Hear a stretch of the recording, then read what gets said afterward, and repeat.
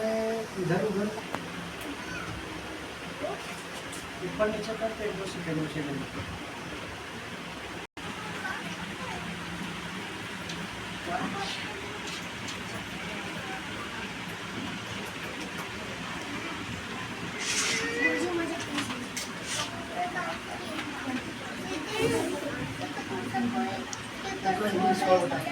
हम लोग देखने वाले क्या आज परमाणु के बारे में क्या करेंगे समझने वाले किस परमाणु जिसको इंग्लिश में क्या कहते हैं एटम। ठीक है ना। आज हम परमाणु के बारे में अच्छे से समझ लेंगे ताकि दोबारा फिर वापस इस पर नहीं आना पड़े। इसको और लोगों ने परमाणु के बारे में पहले बताया था, लेकिन जो बुक में जिक्र मिलता है वो डाल्टन से मिलता है। डाल्टन और कौन था? थॉमसन और कौन था? रदरफोर्ड। इसके बाद बोहर। इसके बाद आधुनिक परमाणु सिद्धांत जो अभी तक चलता है। हम देखते हैं और समझ लेते हैं। डाल्टन ने क्या बोला? डाल्टन का जो सन था वह 1803 यानी 1803 में बोला गया था। 1803 इसको हम समझते हैं। और इसके बाद दोबारा इसका रिसर्च कब हुआ? 1897 मतलब 1900 के करीब हो गया। 1897 इसके करीब चला गया। फिर इसके बाद दोबारा फिर इसका खोज हुआ कब? 1911 में। किस चीज़ का? उसी परमाणु के बारे में, उसी को सिद्ध करते हुए लोग क्या किए? चले गए। इसके बाद कौन आया? बोहर आया। बोहर ने 1913 में यानी 1913 में फिर इसका क्या किया? पन्ना उलट पलट कर देखा और इसके बाद इसको बताने की कोशिश किया। लेकिन ये चारों ने मिलके भी इसका पूरा समाधान नहीं बता पाए। तो फिर क्या हुआ? एक अलग से सिस्टम आया। कौन सा? आधुनिक परमाणु सिद्धांत, जिसमें 6 लोगों का यहाँ पे प्रेजेंटिंग दिया गया, लेकिन इससे ज़्यादा थे। लेकिन जिन्होंने खोज किया है उनके बारे में मैं 6 लोगों का नाम यहाँ पे क्या कर दिया? लिख दिया। क्या क्या खोजा है उसके बारे में हमको समझना है। चलिए मैं समझता हूँ इसको। अगर मैं समझ लिया तो इसके बाद आज के बाद इसका काम खत्म हो जाएगा। देखिए, डाल्टन ने बताया तो ये भी शुरुआत किससे किया? परमाणु पे ही किया।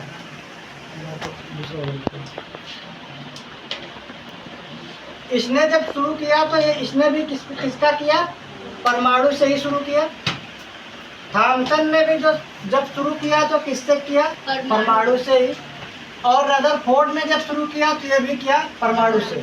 लेकिन बोहर ने परमाणु के बारे में कुछ बोला ही। ठीक है ना। उन्होंने परमाणु के लिए कुछ नहीं बोला। अब क्या है? डाल्टन ने क्या बताया परमाणु के लिए? डाल्टन ने ये बताया कि परमाणु अविभाज्य और क्या होता है? अविनाशी है। अविभाज्य मतलब होता है टुकड़ों में क्या कर जाना? बिखर जाना, खत्म हो जाना ना। और अविनाशी का मतलब जैसे कि आत्मा अमर है, उस तरीके से अमर रहना, इसका कुछ बिगड़ता नहीं, जो बच गया उसको बचा रहेगा। अविनाशी का मतलब क्या होता है? जैसे आत्मा अमर हो वैसे इसमें जो चीज़ बच जाता है वो अमर रहता है। इसने बोला था डाल्टन ने। परमाणु अविभाज्य होता है, कुछ बिखर जाते हैं, और कुछ ऐसे होते हैं अविनाशी जो खत्म नहीं होते। यही ना। वही अविभाज्य और अविनाशी का मतलब ये हुआ। थॉमसन ने इसको क्या बताया? थॉमसन ने बताया कि परमाणु धनात्मक आवेश वाला एक गोला है। उसने क्या बोला? कि धनात्मक आवेश वाला एक गोला है। और रदरफोर्ड ने क्या बोला? कि जो परमाणु है वो अधिकांश भाग क्या होता है? रिक्त होता है, खाली होता है। जो परमाणु है उसका अधिकांश भाग क्या होता है? खाली होता है। तीनों आपको समझ में आया क्या बता रहे? तीनों का एक है। पहला बता रहा है कि अविभाज्य होता है और अविनाशी होता है। मतलब एक तो बिखर जाता है और उसमें कुछ ऐसा चीज होता है जिसका कुछ नहीं होता, केवल पड़ा का पड़ा रह जाता है। थॉमसन बोल रहा है कि परमाणु धनात्मक आवेश होता है और एक गोला होता है। यही नहीं बताया। ये क्या बोल रहा है कि परमाणु अधिकांश भाग क्या होता है? अधिकांश भाग उसका खाली होता है, रिक्त होता है। वही चीज ना। ये तीनों में परमाणु का सिस्टम ये था। बोहर परमाणु के बारे में कुछ नहीं बोलता, इसके बारे में कुछ नहीं कहता। अब क्या है कि दूसरे स्टेप पे क्या बताता है?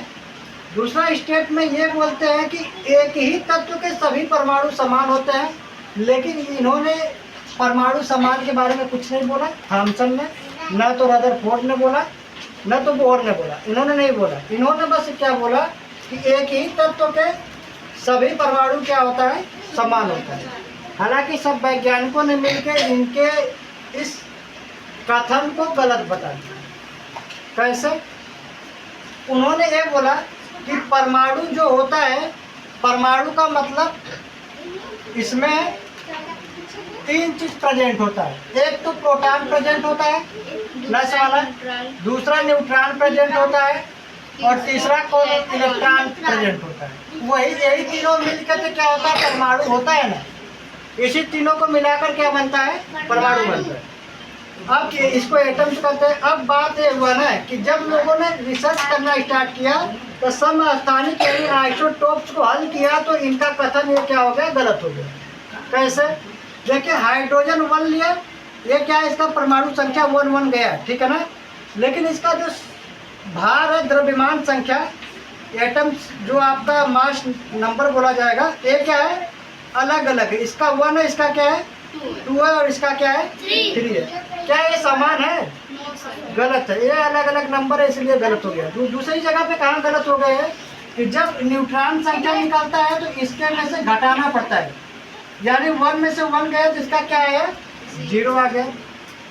अब यहाँ पे 2 में से 1 जाएगा तो क्या आएगा 1 आएगा, और 3 में से 1 जाएगा तो क्या आएगा 2 आएगा। ना तो इसका न्यूट्रॉन संख्या सेम आया, ना ही कौन सी संख्या, मास नंबर भी नहीं आया।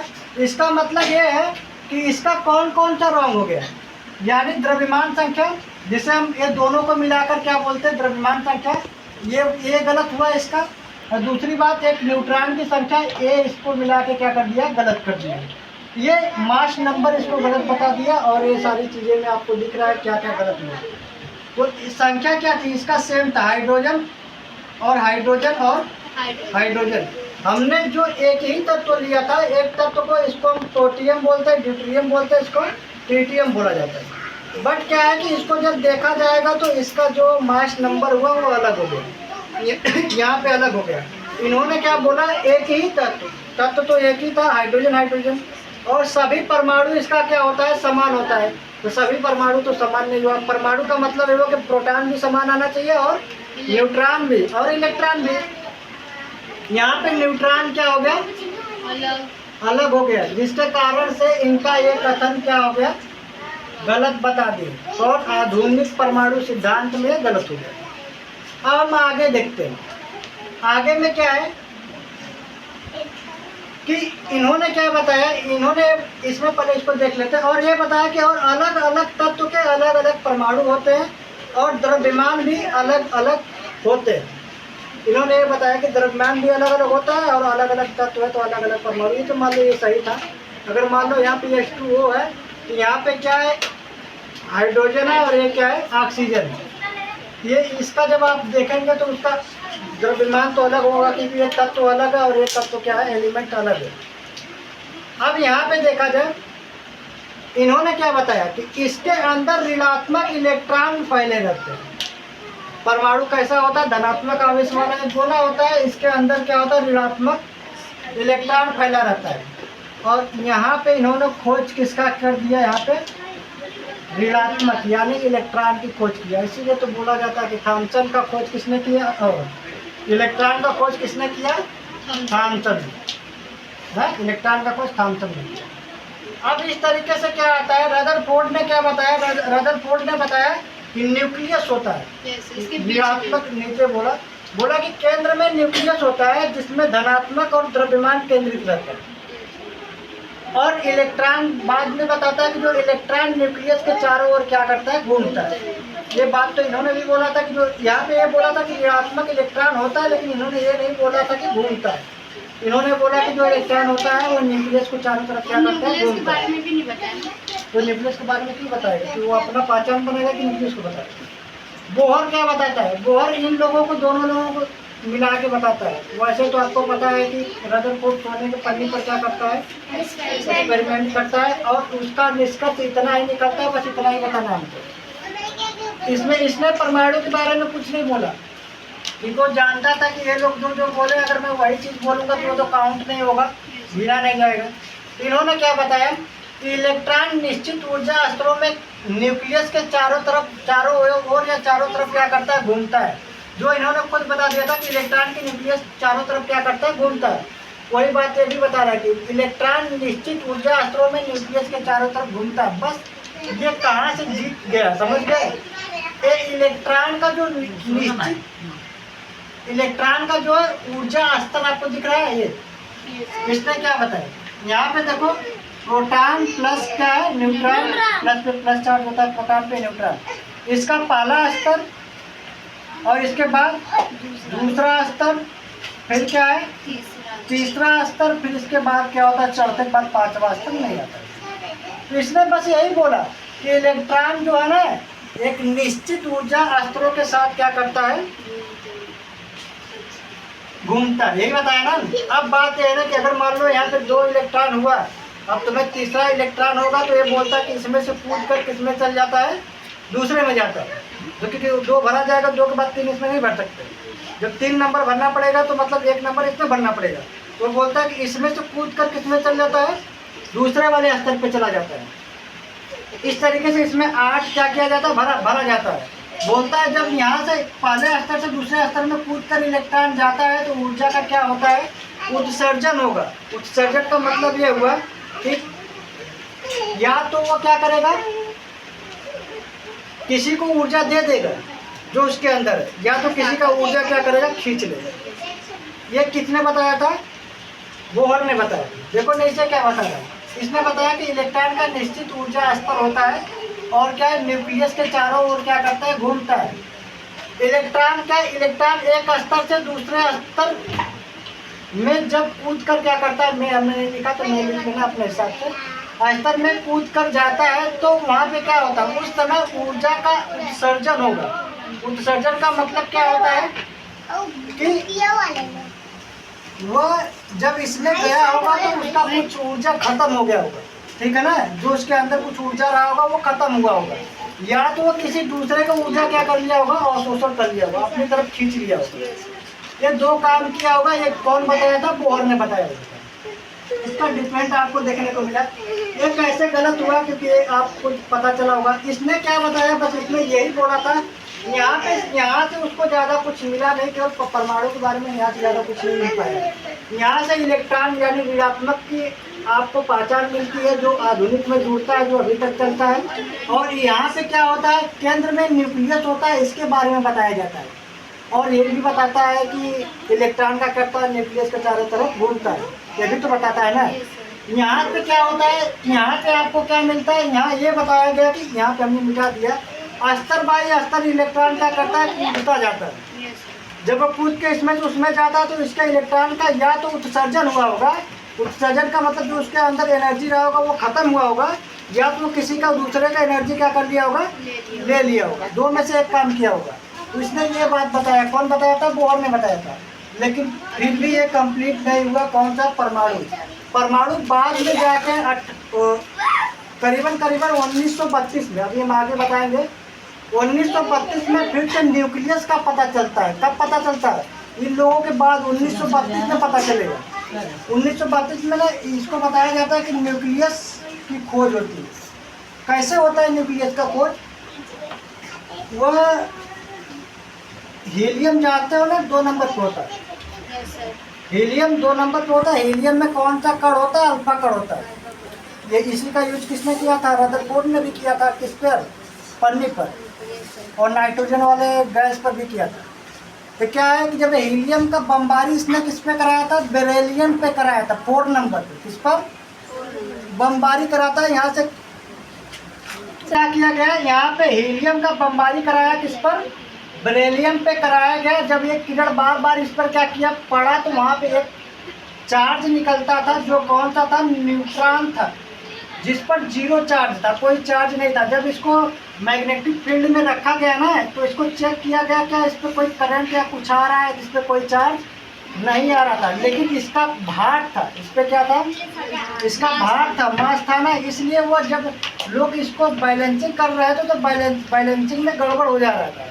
तो जब ये आप उसको ये पता चल गया कि न्यूट्रॉन होता है, न्यूट्रॉन का कोई चार्ज नहीं होता, लेकिन इसका मास क्या होता है, इसका भार होता है, इसीलिए इसका बैलेंस क्या हो जा रहा था, गड़बड़ हो जा रहा था। तो न्यूट्रॉन का खोज कब हुआ? 1932 में हुआ। तब वहाँ से इस चीज़ों की जानकारी अच्छे से क्या होने लगा, समझ आने लगा, और लोग क्या किए, मेंडलीव के तरीके से इसको पूरा अच्छे से श्रेणी में बैठा दिया। एक बात और, यहाँ पे आपको देखने को मिलेगा कि थॉमसन ने इलेक्ट्रॉन की खोज किया था, गोल्ड स्टील ने प्रोटॉन का खोज किया था, लेकिन कभी गोल्ड स्टील के जगह पे कभी कभी रदरफोर्ड बोला जाता है। रदरफोर्ड भी प्रोटॉन की खोज किया था, ऐसा आता है। रदरफोर्ड ने ना प्रोटॉन का नाम दिया था, बस इसने क्या किया था, खोजा था, नाम किसने दिया था? रदरफोर्ड ने, इसलिए आता है उसका नाम। चैडविक ने क्या किया था? न्यूट्रॉन की खोज किया। यही चैडविक ही तो 1932 में क्या किया था, न्यूट्रॉन को खोजा था। कैसे? हीलियम को किस पर बमबारी कराया था? बेरिलियम पर बमबारी बार क्रिएट डाला, तब उसको एक चीज निकला, कौन सा? न्यूट्रॉन निकला, जिसका भार तो होता था लेकिन चार्जिंग जीरो होता। इसको मैग्नेटिक में काम नहीं कर रहा था, इसलिए बैलेंसिंग गड़बड़ हो रहा था। यहाँ से पता चलता है तो फिर सही होता है। रदरफोर्ड किया था, ये तो सबसे लास्ट में आया होगा ना, रदरफोर्ड किया। ये क्या बताया था? नाभिक और परमाणु का मॉडल बताया था, वही तो बताया था ना, यहाँ दिख रहा था। केंद्र में क्या होता है इसका? न्यूक्लियस को मैं हिंदी में नाभिक बोलता हूँ, ठीक है ना। और ये यही चीज़ बताया था, जो नाभिक बताया था, और बाकी ये बताया था कि न्यूक्लियस होता है, उसके चारों तरफ घूमता है। और बोहर ने क्या बताया? इलेक्ट्रॉन के स्तर पर, यही तो बताया ना, जो इलेक्ट्रॉन है वो ऊर्जा स्तर पर क्या करता है? काम करता है। और इसी को आपको छोटा सा समझ लेना है, एक बार दो बार। इसको कहा क्या गया है, किस तरीके से आपको सीधा समझ में आया होगा। इसमें 6 वैज्ञानिकों ने योगदान दिया हुआ है, और भी लोग दिए थे, लेकिन उनका कोई नाम कुछ निकला नहीं। क्या नहीं बना? आपको पता है कि इन्होंने जब निकाला तो इनका भी गलत हो गया था। क्या हुआ? ये भी निकाले थे डाल्टन ने, डाल्टन का भी गलत हो गया था, लेकिन कुछ चीजें इसमें मिला था। कौन सा? परमाणु संख्या मिला था ना, 1 और कुछ चीजें इसकी सही थी, जिसके कारण इनको बुक में रख लिया गया। किसको? डाल्टन को, वरना ये भी बाहर रहते, किसके? बुक से बाहर चल गए। तो डाल्टन में थोड़ी सी जानकारी इधर जो मिला था, उसके कारण ये बुक में उपस्थित हैं अभी भी, और रहेंगे आगे भी। थॉमसन भी जानकारी दी है कि परमाणु एक धनात्मक आवेश का एक गोला होता है, इसके अंदर ऋणात्मक क्या करता है? फैला रहता है, लेकिन घूमने के बारे में बात नहीं बोला। रदरफोर्ड ने क्या बोला कि परमाणु जो होता है, परमाणु तीनों में था, अधिकांश भाग इसका खाली था। केंद्र में न्यूक्लियस होता है, जिसमें न्यूक्लियस में तो हमको पता है क्या होता है, धनात्मक का मतलब प्रोटॉन होता है, यही ना। और क्या होता है? द्रव्यमान होता है। इसने बताया था कि द्रव्यमान केंद्रित होता है, लेकिन इसको ये नहीं पता था कि इसका न्यूक्लियस का चार्ज कैसे निकला था, वो मास कैसे निकलेगा, ये नहीं बताया था। वो मास तो कौन बता दिया बाद में? किसने बता दिया? चैडविक ने। हालांकि चैडविक भी इन्हीं का कार्य किया। इन्होंने क्या किया था? नाइट्रोजन वाले एक वो गोल्ड वाला वो बनाया था पन्नी, एक बार नाइट्रोजन गैस पर भी किया था, और अल्फा किरण को इस पर क्या किया? डाल के बार प्रैक्टिस करके बताया कि न्यूक्लियस होता है, यही नहीं बताया? केंद्र में न्यूक्लियस होता है, जिसमें धन आवेश क्या होता है? प्रेजेंट होता है, और द्रव्यमान भी होता है। तो वो ये एक्सपेरिमेंट सक्सेस नहीं था। क्यों नहीं सक्सेस था? क्योंकि इसने बोला था कि द्रव्यमान होता है, लेकिन किस चीज़ का द्रव्यमान ये तो बताया नहीं था। बाद में चैडविक ने 1932 में क्या किया? इसको फिर से क्या किया? बमबारी किया। किस चीज़ से? हीलियम से करता है, बेरिलियम के ऊपर करता है, वहाँ से उसको निकल के आ जाता है कौन? न्यूट्रॉन पता चल जाता है। वो न्यूट्रॉन, हाँ न्यूट्रॉन ही पता चलता है ना, जहाँ से उसको जीरो मास का वो ये पता, जीरो चार्ज होता है इसका भार, लेकिन किसके बराबर होता है? प्रोटॉन के बराबर होता है। जहाँ से एक वैज्ञानिक का नाम और जुड़ता है, जिसका नाम है चैडविक। इसको एक स्टॉप कर दो।